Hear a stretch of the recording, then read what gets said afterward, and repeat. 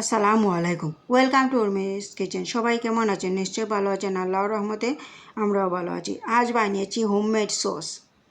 আর ঘরে বানানো সসটা খেতে কিন্তু খুব ভালো লাগে আর শরীরের জন্য খুব ভালো। বাজারের কেনা সসের চেয়ে ঘরে বানানো সসটা অনেক ভালো। এখানে নিয়েছি আস্ত টমেটো আর বেশি পাকা টমেটো নিয়েছি। আর এখন সিদ্ধ দেওয়ার জন্য চুলায় বসিয়ে দিয়েছি। আর এখানে দিয়েছি আস্ত কাঁচামরিচ আর আস্ত রসুন দিয়েছি। এখন সিদ্ধ দিব। ঢাকনা লাগিয়ে বেশ কিছু সময় সিদ্ধ দেওয়ার পর দেখুন টমেটো থেকে কত পানি বের হয়েছে। টমেটোটা আসলে আপনারা কেটেও দিতে পারেন, আমি আস্ত রেখে দিয়েছি। এখন নেড়ে চেড়ে দিচ্ছি।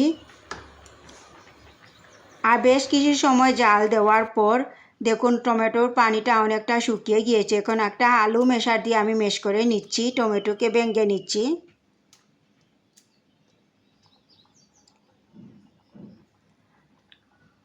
আলু মেশার দিয়ে ভালো করে ভেঙে নিয়েছি দেখুন। এখন আমি নামিয়ে নিব আর একটু ঠান্ডা করে নিব।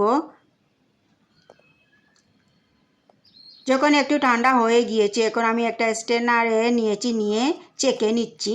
টমেটো পিউরিটা বের করে নিচ্ছি চেকে নিয়ে।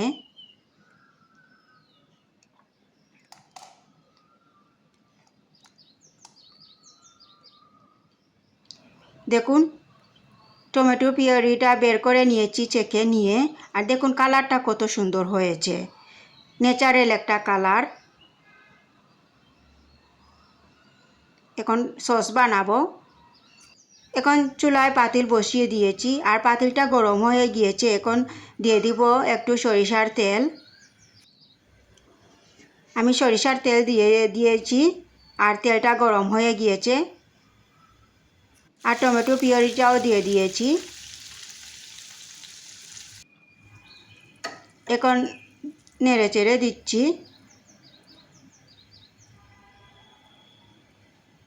কিছুক্ষণ রান্না করার পর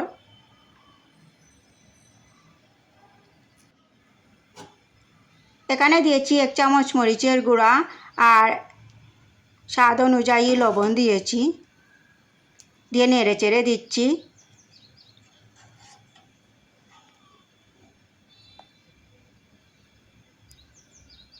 আর চুলার আগুন মিডিয়াম আঁচে রেখে রান্না করেছি।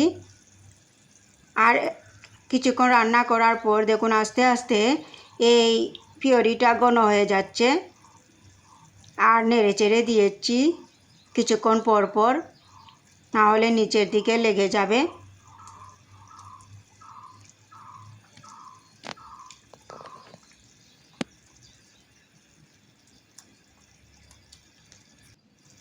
দেখুন এখন আমি দিয়ে দিচ্ছি ভিনেগার দিলে অনেক দিন ভালো থাকবে সস।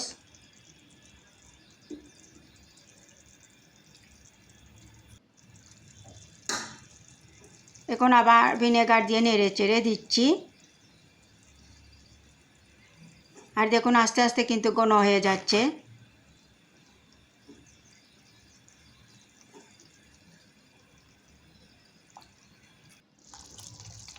দেখুন বেশ কিছু সময় জাল দেওয়ার পর দেখুন আস্তে আস্তে ঘন হয়ে গিয়েছে আর সসটা তৈরি হয়ে যাচ্ছে। বাজারে কেনা সসের চেয়ে ঘরে বানানো সসটা অনেক ভালো আমাদের শরীরের জন্য, বাচ্চাদের জন্য খুব ভালো। বাচ্চারা অনেক পছন্দ করে সস, আমরা বড়রাও কিন্তু খুব পছন্দ করি। দেখুন ঘন হয়ে গিয়েছে। এভাবে আমরা সস বানিয়ে রেখে দিতে পারি, তাহলে অনেক দিন ভালো থাকবে।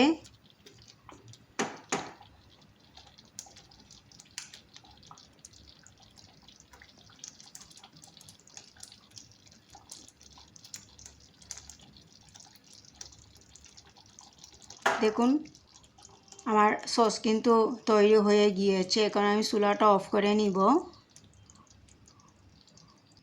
দেখুন চুলাটা অফ করে নেওয়ার পর দেখুন কতটা ঘন হয়েছে আমার সস।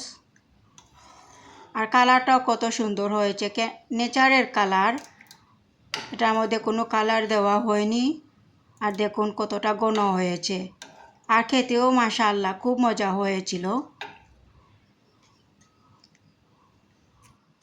আর এই টমেটোর সস আমরা রেখে অনেক দিন খেতে পারি, বাচ্চাদের জন্য আর আমাদের জন্য খেতেও খুব ভালো লাগবে। বাজারের কেনা সসের চেয়ে অনেক ভালো এই সস, হোমমেড সস।